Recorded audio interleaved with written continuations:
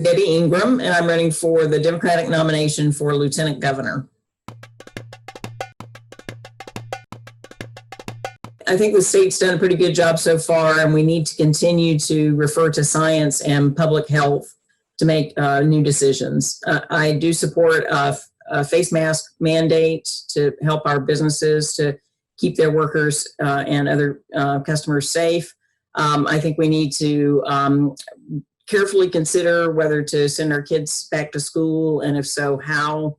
And we just really need to continue to place public safety at the forefront of all of our decision making.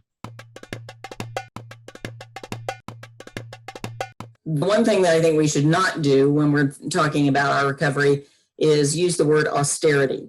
I think that that is the exact opposite of what we need at this point. People who are already down and suffering cannot take further cuts to government programs and to supports that will help them get themselves back on their feet. So in order to avoid cuts, there are four other things that I think we should look at first.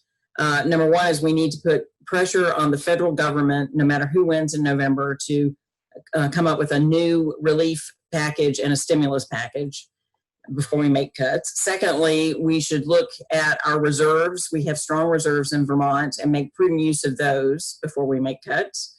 Third, we should seriously consider bonding, because we have a good credit rating, so we can pay for things in the future. And fourth, we should look at the highest income Vermonters, whether we have a temporary Snelling surcharge as was used in the past, or we actually change the tax structure permanently. But a lot of the people at the highest ends got a big tax break from the federal income taxes, and we should do all of those things before we make cuts. Food insecurity is something actually I've been working on for a very long time. I was development director for the Chittenden Emergency Food Shelf many years ago, and I've been a champion for food security programs in our schools. I introduced a universal school meals bill. And I think that's something that we should certainly take a look at.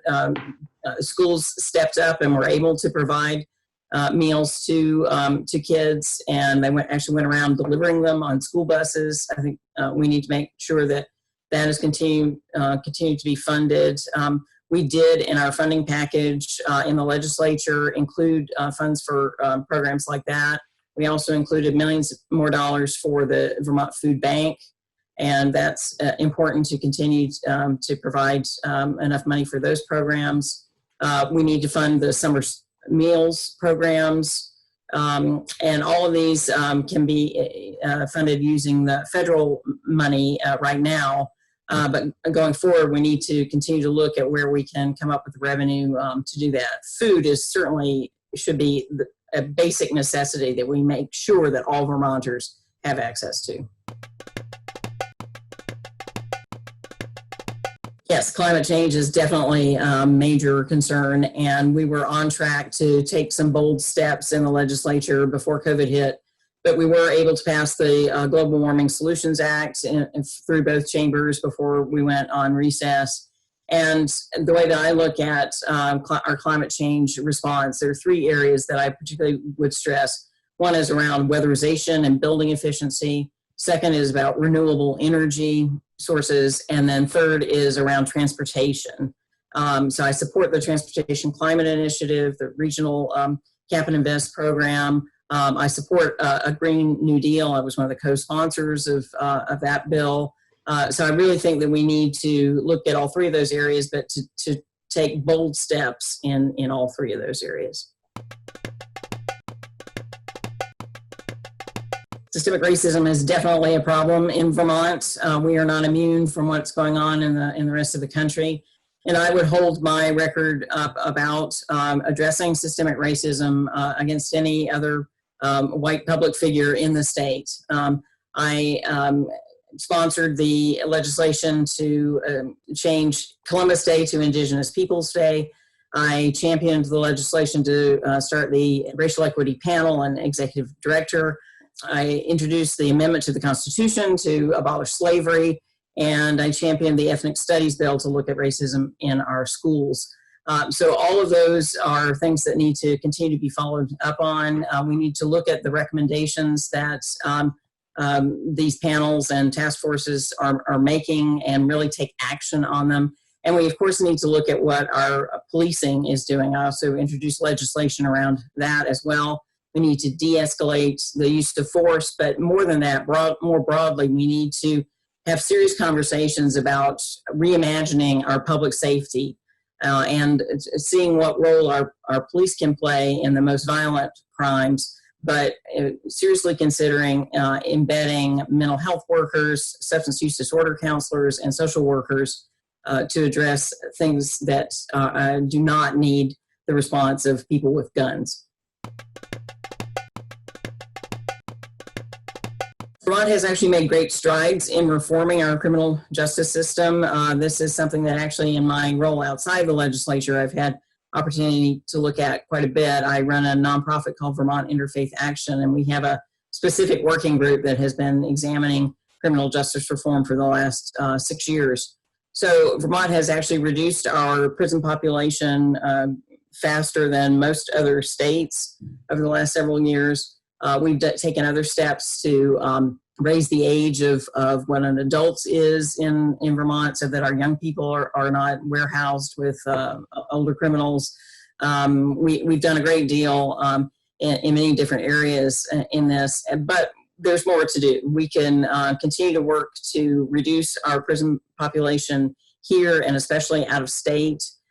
We need to do more to prepare our inmates for success upon their release. That includes job training and help with housing. And it means to continue the risk assessment that is done and to make sure we adequately fund programs that help inmates while they're incarcerated to be able to have the tools they need to succeed when they get out. You have certainly seen with COVID the terrible difficulty of not having broadband equitably all across the state. Our children have suffered trying to do remote school. Our older folks have suffered trying to access telemedicine. Our remote workers are having trouble. It's a huge problem. And I very much supported the $30 million that the legislature has put aside to come up with a comprehensive plan to get broadband consistently to the farthest corners, the last mile of every part of the state. And we're working with consultants to figure out how we can do that comprehensively at a good quality rate and use federal dollars to offset payments for other things to make sure that we get our biggest bang for our buck, to make sure that we're really investing in that. It is a top priority. I've always felt that if we concentrate on making Vermont work well for the Vermonters who already live here, then we will attract people from other places. So if we are taking care of our folks by raising our minimum wage and providing employee benefits like paid family and medical leave, if we invest in childcare and after-school programs, if we continue to make our education system one of the best in the country, if we have services for older Vermonters as well. All of these things go into creating a place where we have a high quality of life. And we all know that we already value the beauty of Vermont, and actually the low population density is very attractive to a lot of people nowadays, and the outdoor opportunities. So all of the things that make Vermont attractive, we need to continue to stress, and we need to invest in other things that make Vermont work for Vermonters, and that will draw other people in. And the last thing I would say about it too is that traditionally, historically, immigrant populations have helped the entire country to keep our ages lower and our demographics workable. And the Trump administration has done terrible things by limiting immigration. Vermont needs to step up and continue to ask to be a refugee resettlement place, and we need to encourage immigrants to come here, especially by addressing racial equity and making this a welcoming place for everyone.